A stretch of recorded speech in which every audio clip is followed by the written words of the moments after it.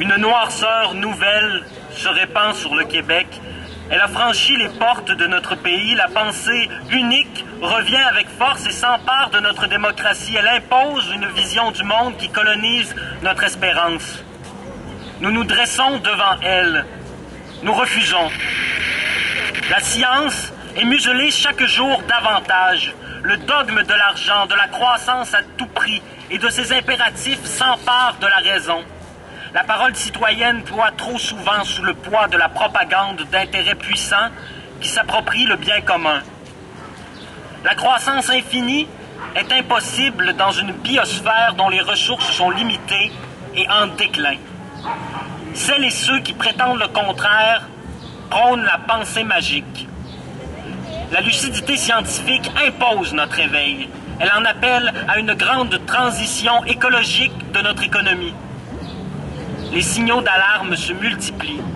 La survie même de notre espèce est mise en cause. Les populations d'espèces sauvages de notre planète ont diminué de moitié en 40 ans. Les océans s'acidifient. Les concentrations de gaz à effet de serre dans l'atmosphère ont atteint un seuil qui nous rapproche de l'irréversible. La science est claire. Pour éviter un dérèglement irréversible de notre climat, l'essentiel des réserves de combustible doit demeurer enfoui dans le sol. Extraire le pétrole à notre tour devient carrément immoral dans les circonstances.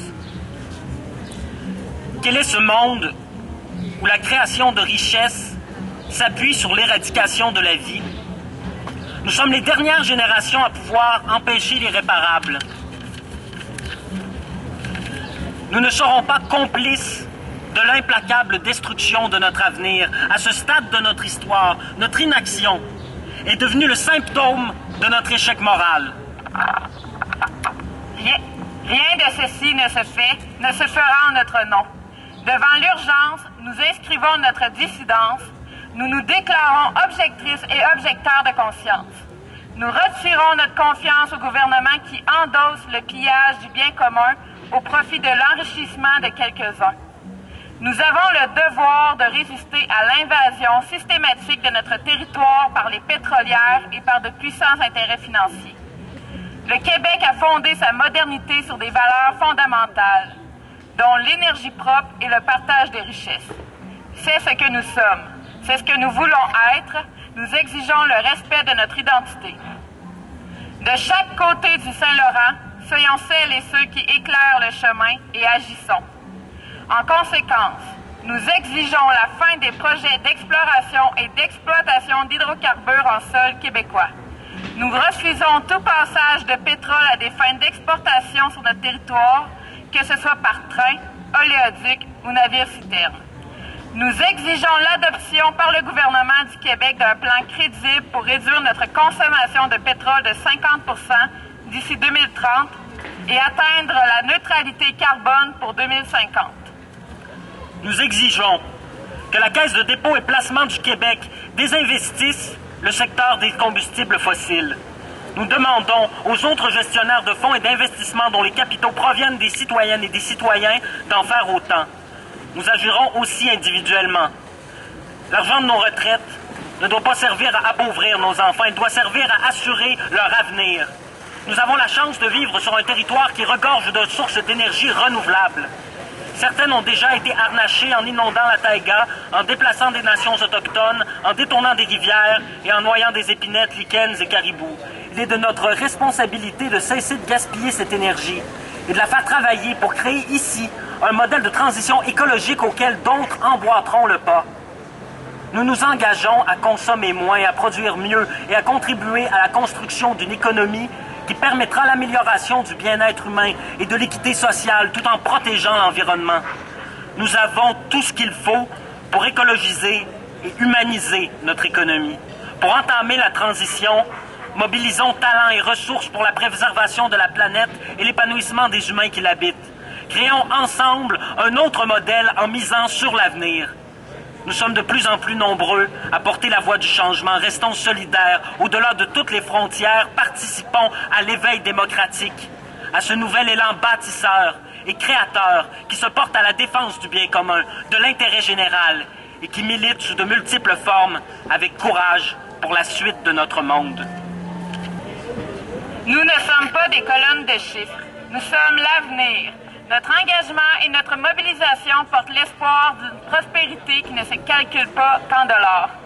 Les solutions existent.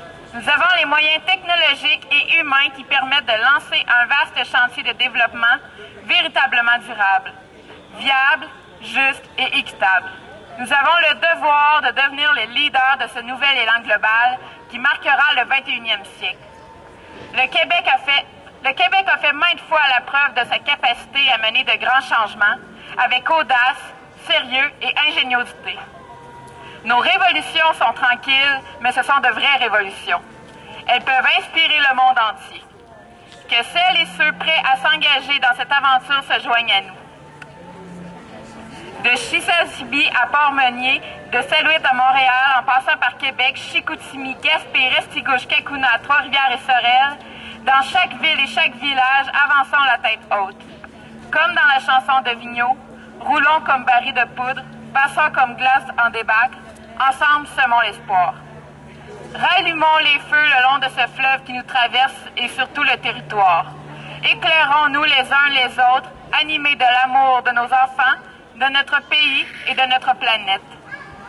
Déferlons par milliers, lançons la lutte pour le respect de la science, de la vie, de la démocratie.